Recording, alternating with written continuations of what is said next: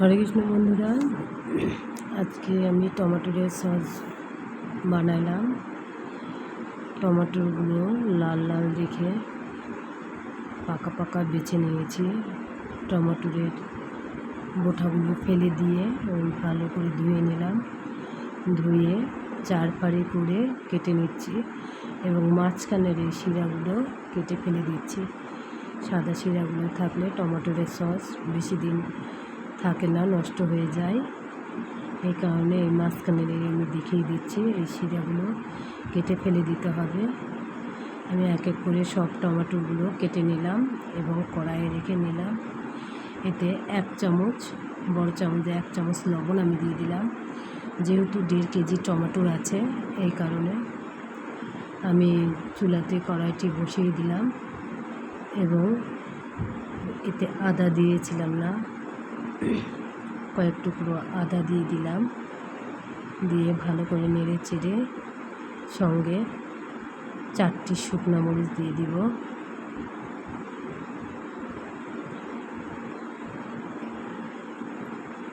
একটু নরম হয়ে এসেছে, জল কতগুলো ছেড়েছে দেখুন। এখন আমি 4টি শুকনো মরিচ দিয়ে দিব। 2 টুকরো দারচিনি ভেঙে দিয়ে দিলাম। সঙ্গে একটি কালো ফল দিয়ে দিলাম, 4টি লবঙ্গ দিয়ে দিলাম। দিয়ে আবার ঢেকে রেখে দিয়েছিলাম। এখন সিদ্ধ হয়ে গেছে। ঠান্ডা হওয়ার জন্য আমি রেখে দিলাম কিছুক্ষণের জন্য। দেখুন ভালো মতন সিদ্ধ হয়ে গেছে। এখন ঠান্ডা হয়ে গেলে আমি ব্লেন্ডারে ব্লেন্ড করে নেব।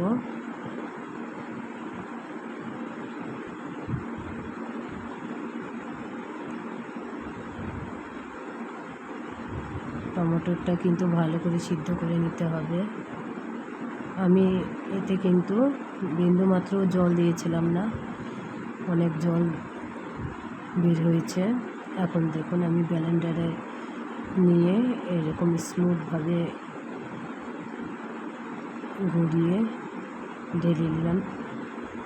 একটা পেস্টের মতন হয়েছে। আমি একটি স্টিলের ডালার মধ্যে করে সমস্ত ছেঁকে নিলাম। ভালো করে ছেঁকে নিয়ে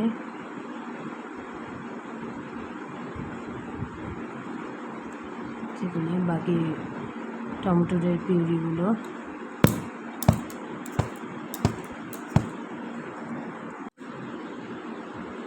এখন কড়াইটি আমি চুলায় বসিয়ে দিব এবং এতে কিছু পরিমাণে চিনি দিয়ে দিব। যেহেতু 1.5 কেজি আমার এখানে টমেটো আছে, এর মধ্যে আমি 1 কাপের মতন চিনি দিয়ে দিলাম। কারণ সসটা মধ্যে মিষ্টি একটু কমই দিতে হবে, মিষ্টি বেশি হলে ভালো লাগবে না। চিনি দিয়ে ভালো করে জাল করে নিয়ে আসলাম। দেখুন জাল হয়ে গেছে। থিকনেসটা দেখুন কত সুন্দর হয়েছে। এতে কিন্তু আমি কোনো কর্নফ্লাওয়ার মিক্সড করিনি। কর্নফ্লাওয়ার মিক্সড করলে আমরা একাদশীর মধ্যে এই সস খেতে পারবো না, এই কারণে আমি কর্নফ্লাওয়ার মিক্সড করিনি। এবং কালারটি কত সুন্দর এসেছে। আপনারা পারলে এর মধ্যে একটু ফুড কালার দিতে পারেন, আমরা ফুড কালার দিই না। কিংবা বিটরুলও দিতে পারেন। আমার হাতের কাছে বিটরুল ছিল না, তাই আমি দিই নাই।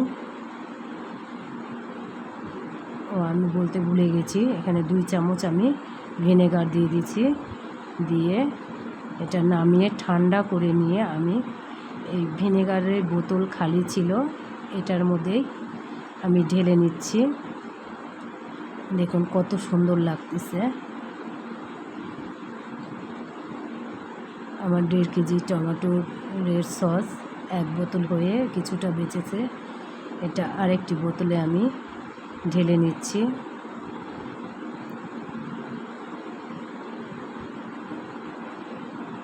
আপনারা এভাবে নিরামিষ টমেটোর সস বানিয়ে খেতে পারেন।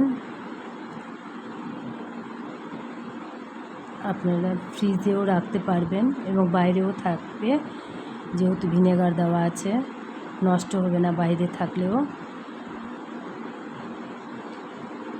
বেশি দিন রাখার জন্য আমি ফ্রিজেই প্রিজার্ভ করে রেখে দিই। আমার দ্বিতীয় বোতলটি পুরা ভরে নাই, এই যে এক বোতল ভরে এটা অর্ধেকের একটু বেশি হয়েছে। কত সুন্দর হয়েছে বন্ধুরা, কমেন্ট করবেন এবং আপনারাও বাসায় ট্রাই করবেন। হরে কৃষ্ণ।